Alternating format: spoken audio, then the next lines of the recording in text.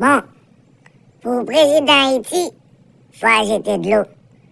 Même si son pasteur, même si son prêtre, faut ajouter de l'eau pour qu'un président Haïti. Eh bien, aux États-Unis, pour un président, quel que soit sorti, au bon bagage pour faire. Regardez. To become president of the United States, you must travel to Israel, visit the Western Wall, don the hat, and pay homage. You must also speak before AIPAC and promise what you will use your position for in order to help Israel. All presidents must do this, as I'm showing above.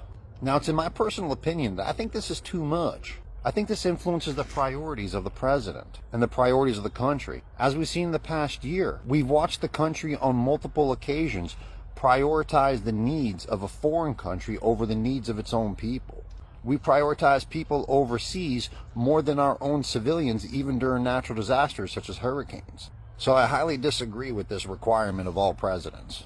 And I think America should act like a superpower and not be bullied around or beholden to others.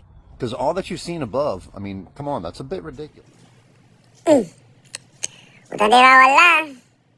Eh bien, ça y est, ou doit connaître, ou doit agir.